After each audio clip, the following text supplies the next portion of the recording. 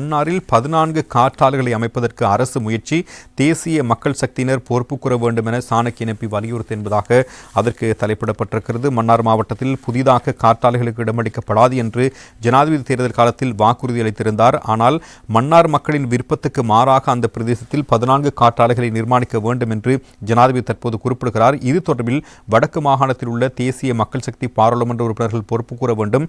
இந்த காற்றாலைகளுக்கு மக்கள் இணக்கம் தெரிவித்துள்ளதாக குறிப்பிடுவது என்பது தவறானது என்பதாகவும் இலங்கை தமிழரசு கட்சியினுடைய மட்டக்களப்பு மாவட்ட பாராளுமன்ற உறுப்பினர் சாணக்கியன் ராசமாணிக்கம் தெரிவித்திருக்கிறார். இன்னும் பல்வேறு முக்கியமான விடயங்களை மேற்கோள் காட்டி அவர் தன்னுடைய உரையை நிகழ்த்தியிருந்தார்.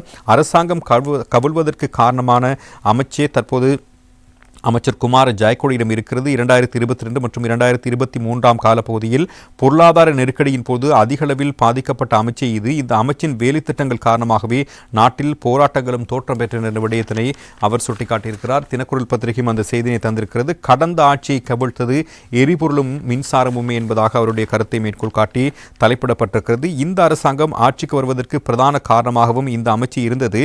இதனால் ஆட்சிக்கு வர முன்னர் இந்த அமைச்சு தொடர்பில் செய்ய முடியாத பல்வேறு வாக்குறுதிகள் மக்களுக்கு வழங்கப்பட்டிருக்கின்றன. எரிபொருளுக்கான வரியே அதன் விலை அதிகரிப்புக்கு காரணமாக அமைந்தது. அவ்வாறான நேரத்தில் நீங்கள் வழங்கிய வாக்குறுதிகளை நம்பி மக்கள் வாக்களித்தார்கள்.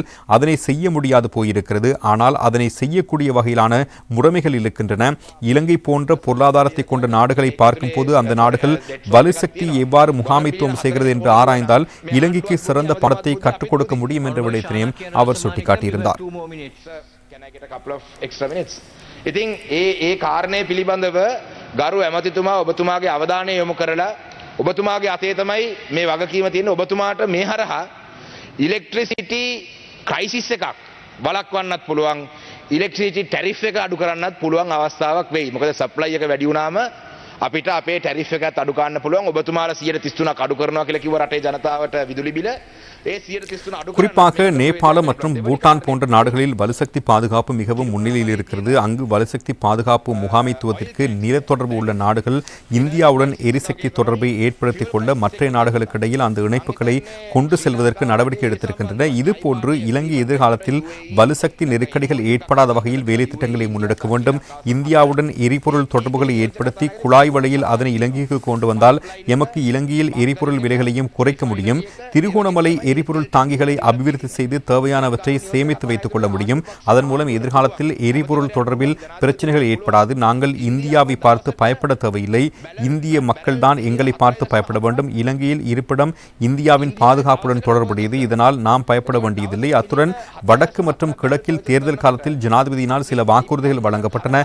அதில் மன்னார் காற்றாலைகள் தொடர்பில் வாக்குறுதிகள் வழங்கப்பட்டன. அங்கு புதிதாக காற்றாலைகளுக்கு இடம் அளிக்காது என்று கூறப்பட்டது. ஆனால் அங்குள்ள மக்களின் விருப்பத்திற்கு மாறாக அந்த பிரதேசத்தில் 14 காற்றாலைகளை நாங்கள் செய்தே ஆக வேண்டும் என்று தற்போது ஜனாதிபதி கூறியிருக்கிறார். இது தொடர்பில் வடக்கு மாகாணத்தில் உள்ள தேசிய மக்கள் சக்தி பாராளுமன்ற உறுப்பினர்கள் பொறுப்பு கூற வேண்டும்.